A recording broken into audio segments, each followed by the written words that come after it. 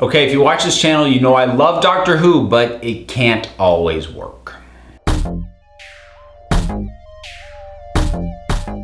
I've done a number of videos at this point talking about some of my favorite stuff in Doctor Who. I've given my top 10 stories for the 9th, 10th, and 11th Doctor. Once Peter Capaldi wraps up his run, I'll of course do the 12th Doctor. I am working my way through older stuff with the classic Doctors. I will start doing top 10 lists for older Doctors as well, but there's something I've been avoiding doing, and maybe it's time, and that is 10 worst Doctor Who stories. Now, I'm not going to do it for each Doctor. I'm going to do it for the modern era, which means starting with Christopher Eccleston, the 9th Doctor, because that is the stuff that I have seen all of and can be definitive about. And also, quick reminder before I get started, I count two-parters as one story. So here we go with the weak stuff. Number 10, Father's Day. I've ripped on this episode before, I took heat for it before, I'll probably take heat for it now, but I'm sorry guys, I find this episode just falls flat on so many levels. I don't get really where Rose's whole thing with her father came from. That felt completely underdeveloped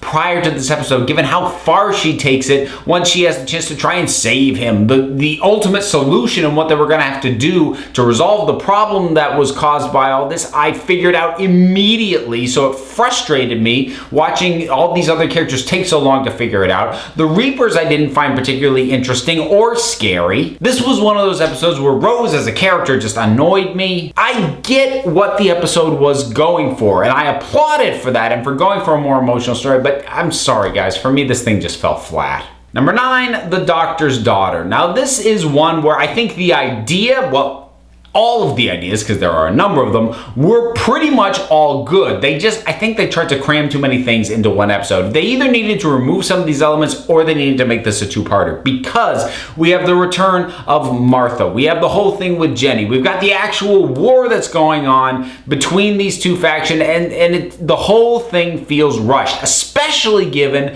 the emotional impact that we're supposed to feel for the death of Jenny at the end of the story.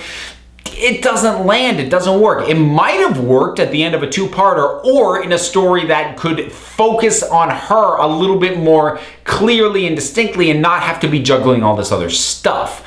But unfortunately, the whole thing feels jumbled, it feels rushed, feels like there's too much going on, and I'm sorry, the Hath just look really dumb. It's one of the worst creature designs that new Doctor Who has given us. Number 8, Journey to the Center of the TARDIS. Again, an episode with some really good ideas that it doesn't pull together. Again, there's some misplaced attempts at going for emotional weight, particularly with the brothers and their whole thing. Like the revelation with them towards the end, like it barely makes sense and it certainly doesn't carry emotional weight. The creatures that we're dealing with, and once you find out what they are, I don't know if that makes it better or worse, but certainly the look of them is kind of odd and not scary at all. I think they really made a mistake showing the things as clearly as they did, because the more clearly I saw it, the more I was like, what the? No. And to have a story literally resolved by a big friendly button. I mean, on the one hand, from a meta level, that's kind of fun, but no. And effectively having, his memory and Clara's memory erased at the end of it. So what was the point of any of that? Number 7, Nightmare in Silver. Now this is my quintessential, this should have been a two-parter episode, because the thing is just, it's at a breakneck pace, it doesn't stop, and it is throwing so much going on with the cyber controller and this whole new breed of Cybermen that we've never seen before that we barely get any kind of read on. Like the behind the scenes stuff, I get the concept of them is awesome, because the idea is that the Cybus version of the Cybermen that we've gotten in new Doctor Who up to this point, the ones from the alternate dimension, actually merged with the Mondas Cybermen from the classic era to create this whole new breed of Cybermen. That is awesome, and it's not on the screen at all. And oh god, the kids are insufferable. I hate these two. And the whole thing with Matt Smith being the cyber controller and the Doctor, I don't know, it doesn't quite gel. I like the idea of it, but for some reason it just doesn't completely work. I think it's because there's not enough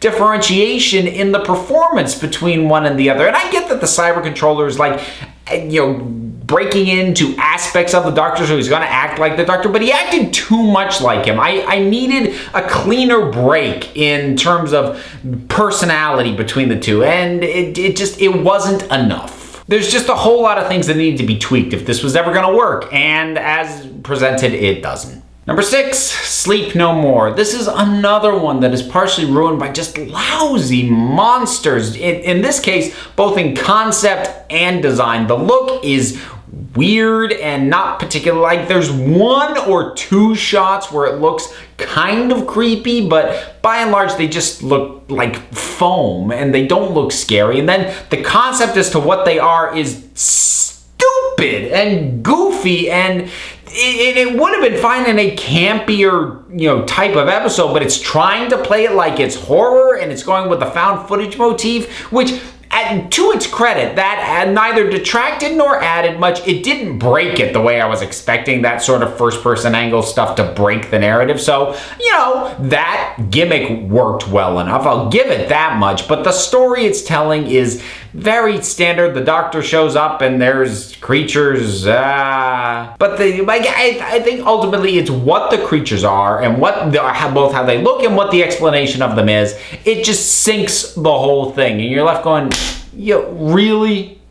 really? Number 5, the Lazarus Experiment. This one doesn't even really feel like an episode of Doctor Who. I don't know what it does feel like, but it feels like, it feels like Sliders or a really weird episode of the X-Files. It's missing a sense of wonder. It's missing, I don't know what it's missing. It doesn't feel like Who. Between the idea behind it, which is just an odd one, the whole idea that this monster is locked away inside human DNA, personally not buying it. And I have a pretty wide suspension of disbelief that I'm willing to extend these shows. The monster design itself, it's over the top. The CG does not, it didn't even really work at the time. It really doesn't work now. But the whole man made himself a monster, I don't know, man. It just feels like something from any one of a dozen shows that would have been on in the 90s. It's a weak, generic feeling story. It's a bad fit. Number 4, Daleks in Manhattan and the evolution of the Daleks. This is another one, some really good ideas in this, but no. Ultimately, I think it's the second half that sinks it more than the first. It could have maybe worked, although I think the starting idea of the Daleks had the Empire State Building built, it's a weird place to start from. And then you've got the pig people, and that was odd. Then you've got the human Dalek, evolution, which I think is a good idea, and there's some nifty things in there, and I like that they brought the cult of Skaro back, and I like that the Daleks are infighting a little bit, and this is the scheming Daleks as opposed to, just rolling through with an army kind of Daleks that we got more, in the new era. This is more the classic version, behind the scenes, scheming, thinking up new ideas. And I liked that we got that version of Daleks again, but it just doesn't pull together, and the visual look of the human Dalek hybrid isn't great, and the performance is just hammy as heck. And the woman in that, Tallulah, I think is the character's name, and that accent, oh my god. What I'll give this episode credit for, I really love the song My Angel Put the Devil in Me. You gotta get the soundtrack version of it. Give it a listen, it's awesome. But that does not save the rest of this episode. Number 3, Fear Her. I know for a lot of people, this probably occupies the number 1 spot for what they think is the worst episode ever. And you know what? Not really sure I could argue with that. Honestly, these top 3, well, they're top 3 in the rankings, but these 3 worst, I could make an argument for any one of these actually being the worst, but this is where they landed for me. And Fear Her, it's not, it's not good. It's really weird, the whole scribbling thing, and she draws it and it's captured, and it's like, wait, how does that work? And there's like the promise of a monster in the closet that we never really get properly, and then the whole resolution of it's just a frightened spore thing. It's a weak resolution to a weak conflict, and the Doctor gets sidelined for so much of it, and it's so cheesy, with him with the Olympic torch. I just sat there going, what am I watching? Number 2, Love and Monsters. Now, the reason that I personally feel Love and Monsters is worse than Fear Her is while it is, again, not good and doesn't work, I didn't personally feel like Fear Her was insulting me.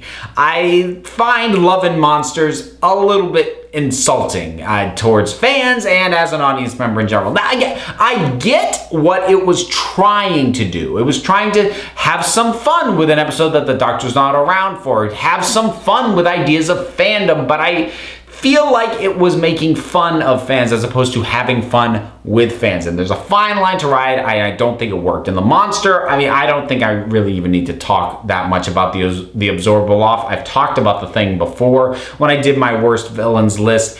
It's stupid and bizarre. It's a stupid concept to which I feel like giving a pass because I know it was created by a kid for a contest, but it's weirdly realized. It's a hammy performance. And again, I know they were going for a comedic tone, but this is so over the top comedic as opposed to when Doctor Who comedy works, which is, you know, just funny bits in something that isn't just overtly goofy. And like so many of the things on this list, the core idea of it, I actually even kind of like. Let's follow the people who the Doctor has touched, but now, you know, they haven't seen him. They're not companions. He's not going to come back and see them again. What if they met up? What if they shared experiences? That's not an uninteresting idea, but this is a painful episode. But it does not hurt as much, at least for me personally, as my least favorite, the one I think is the worst, the Idiot's Lantern. Now, I've talked about the villain before. Again, when I did my worst villains list, I talked about